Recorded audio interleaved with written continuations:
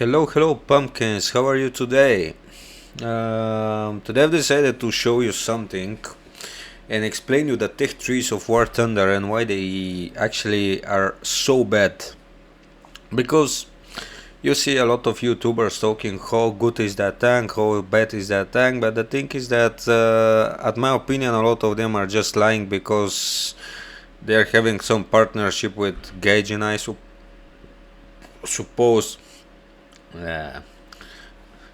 And the thing is that, at my opinion, this is what is usually happening, that they're having some partnership with Gaijin and they're speaking or they're telling to their subscribers whatever they want to hear, or whatever they are telling them to say, something like that. I don't understand that because, at my opinion, some stuff must be are completely different, from my perspective, because I'm different kind of YouTuber. I don't really care about partnerships and stuff like that. I just want to tell you why you should be aware about some stuff that are happening in these tech trees without any reason. But now, let's start with the fact that you choose the tank in base of where you are coming from, and what your military, because this is a military simulator game. If you're playing this, is because you are a bit fanatic in regards of the military equipment and games and stuff like that. This kind of games, I mean. In this case, you have different tech trees, and you can see them. You have here the US, and the US is great tech tree because US is producing everything by itself, and you have only American tanks here. You see, they are M1A. This is the top tier main battle tank in this case. You have the M1128 trash can, but it's good because it's produced in America, US. Sorry, my bad. And then you play with it because it's beautiful, because you love it, because you like them, because they're Abrams. They have a lot of history behind, and it's amazing to play the US Tech 3 because you see real tanks, real facts, real whatever real could be, the meaning of real could be in this case, but it's good and I like it. That's why I have it, and then you have Germany from the other side, where you have the Leopards PSO, you have the Leopard 2A6, the Leopard 2A5, and 2PL, which is the Polish version of the Leopard, which is pretty good too. I love it. And you see here again tanks that they're producing, that Germany is producing by themselves, and you see real monsters, real main battle tanks being put inside the game for you to play them, which is great, and there is nothing bad. You love it because you're playing with the real models of the tanks and you understand how they work, whatever. You love it because they're real, You have the USSR, a lot of T-80s, T-72s, real tanks. They've been in different battles in our history, the same as the Leopard and M1A1 and M1 Abrams and other versions, Leopard 2 and stuff like that. You have here the T-80, all kind of versions, T-72, a lot of different versions from different countries. You have the BMD, BMP, and anything that faced battle once upon a time, and even nowadays they're using them in different battlefields, and where a war is unleashed, you're using real vehicle from the war, that's why we are playing this game after all, right? You have here the Challenger and the British Tech 3. The same thing, that's American, I do believe, if I'm not mistaken. But you have Challenger 2, Challenger MK2, MK3, Chieftain MK10, Centurion, whatever, everything produced by Great Britain, which is amazing. You play real tanks from Great Britain, Challenger DS, Khalid, from different countries, modifications, Roycat, South Africa, whatever, which is Vijayanta, India, and stuff like that. You play everything that's being produced by Great Britain with some modifications. Here we have the Indian version of the T90, blah blah blah blah, but you still play the Challenger 2, which is amazing to see and to play. I don't have it yet, but it's amazing tank and I love it. Then you have Japan. I don't know much about Japan because I've never played with it. I'm not attracted to these tanks, how they perform, and I'm not seeing them that often because I'm playing in European server and we don't have that much of this type 90, or at least I don't see them that often, and they're great tanks. I'm pretty sure about that. You have the Type 16, the Type 93, the Tiki X, which is great because these are tanks produced in Japan and you play with things that are made by engineers in Japan, amazing, love it. Then you have China, which is great. The tanks are produced in China by a Chinese engineer, but there is one detail about it. The majority of these tanks that you see here are most likely copy of the T-72, T-55. You see here M60 and stuff like that. They're having their own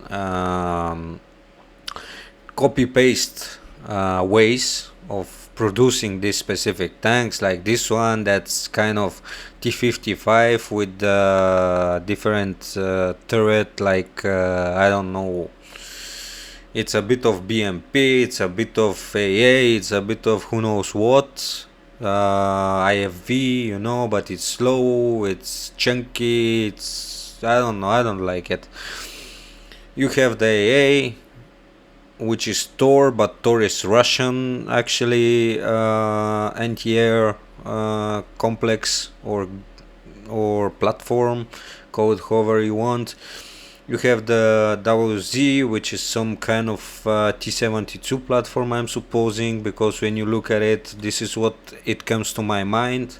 It's just a bit different, but at my opinion is some modification, a bit different, but it's, look at the ZTZ. It's basically T-72 with different shape and armor, In my opinion, of course, I might be mistaken. This could be a brand new tank modified by, or just engineered from scratch. Who knows? I don't know. This is what I think. If I'm not correct, explain in the comments what do you mean. What? Yeah, exactly. What do you have as information about it, because I'm not sure, I'm not expert in any single possible thing that I see right in front of me in this game.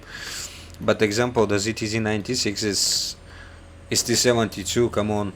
I mean, it's a bit different, but it's with dice, the deflector microwave system to deflect the missiles or whatever. Yeah, you got it.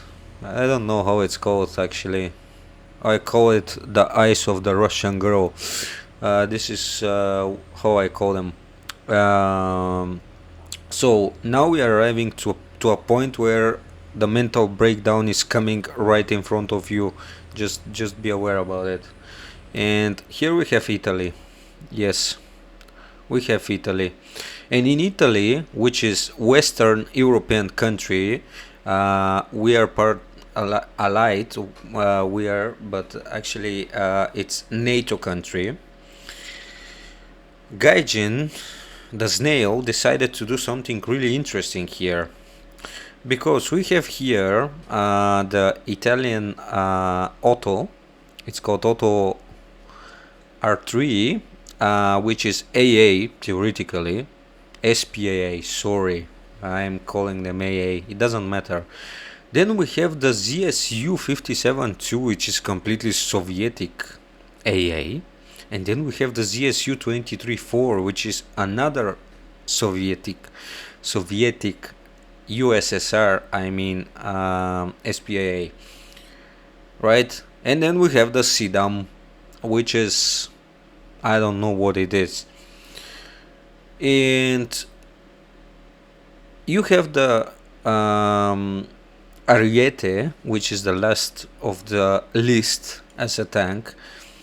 But when you look at the Ariete, you're asking yourself, is this a Challenger? Is this a Leopard? Or is this some kind of cheap Abrams? You know? Because this thing is really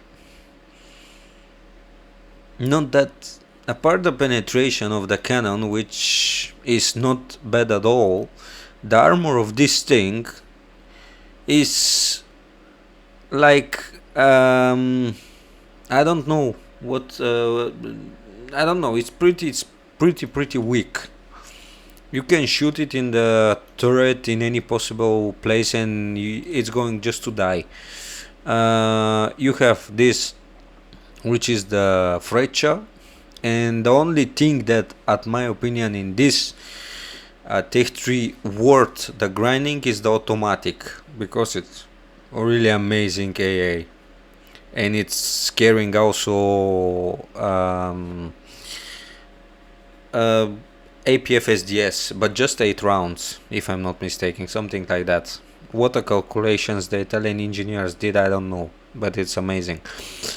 And then the other messed up part is here, that you have the KF-41. They mixed the Hungarian and the Italian Tech 3 out together.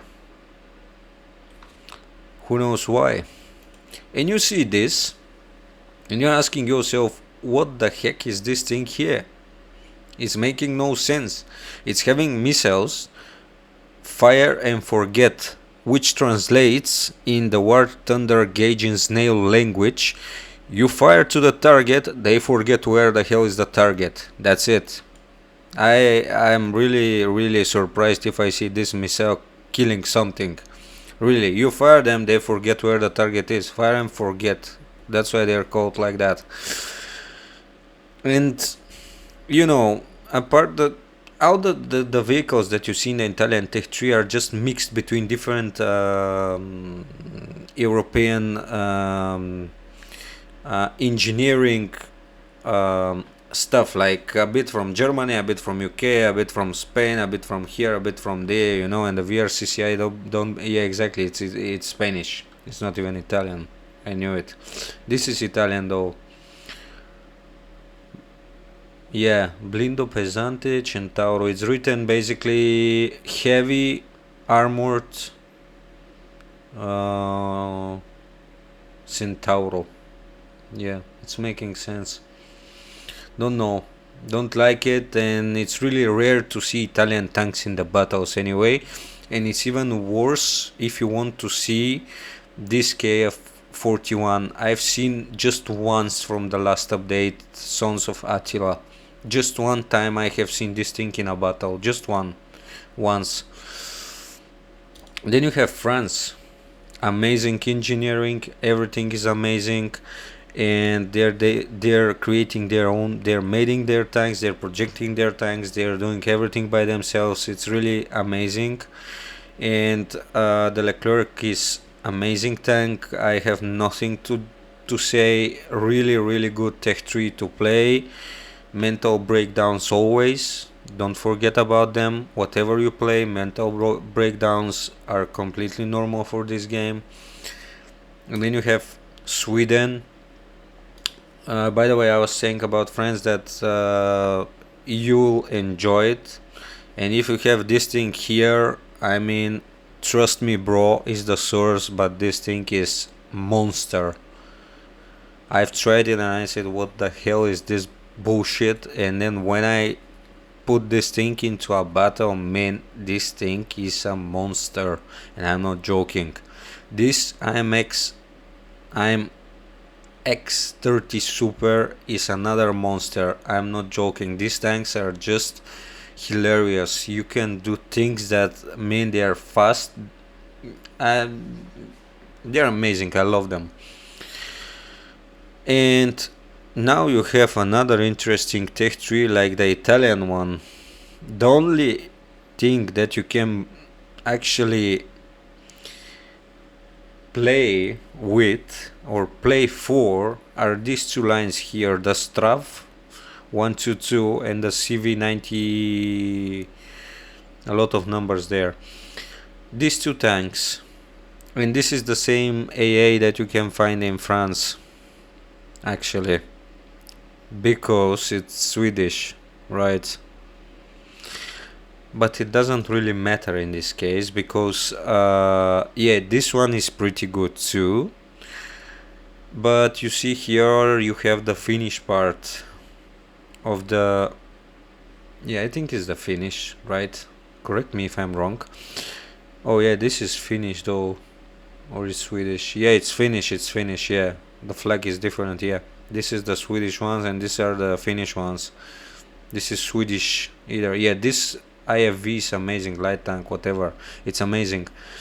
And 2A4, again, German stuff. I mean, why the hell you're going to put me at 2A6 of Leopard in the Swedish tech tree, you know? I mean, it's not making any sense to me. Why you're mixing them? Just do something and just do another tech tree, you know? Or just put something like mixed tech trees and put all of the tech trees together, you know, that are from different countries that are not having their own tech trees. Don't put me the Hungarian tech tree in the Italy and the Finnish tech tree in Sweden. What the hell? I mean, it's not making any sense.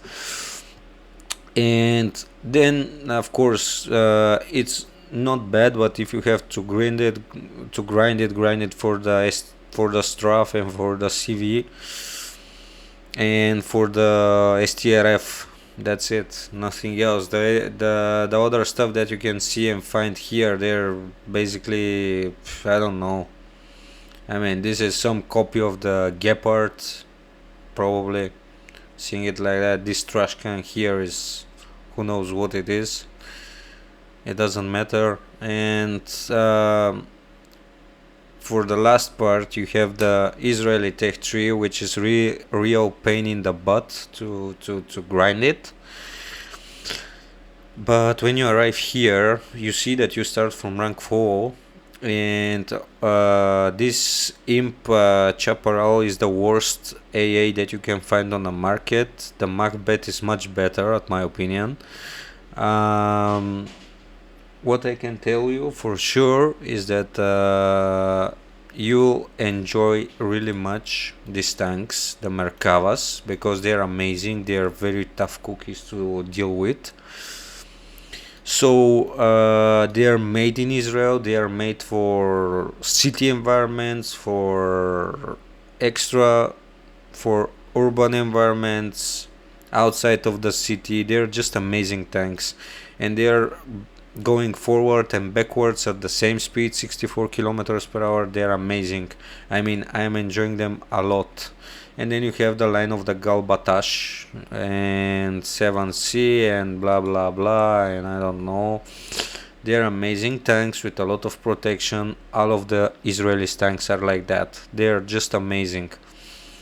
And don't start this tech tree if you are actually a new player, because you're starting from rank 4, and from rank 4 they will open your butt. And yeah, just to inform you, if you want to play with real tanks and not copies and paste or some mixed tech trees that are going to confuse you and to want to throw your computer out of the window or Xbox or whatever, play with USA, Germany, USSR, Great Britain, Japan. You can play with Japan. China is similar to the USSR with tech engineering stuff. Italy is mixed.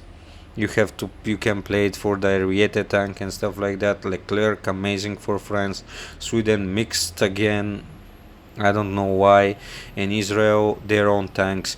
You can choose what to play, but just choose something that is having their own tanks there that are built up in their own countries, and play with real tanks that really exist in the world, not copy and paste. Because if you want to play with the Leopard 2A6, you play it from Germany, because I want the original Leopard, not the Finnish Leopard, you know. At least this is how I like it. So, see you in the next one, guys, and I hope that you enjoyed this video. And by the way, the PSO is amazing tank. You have to have it. Trust me, bro. It's always the source.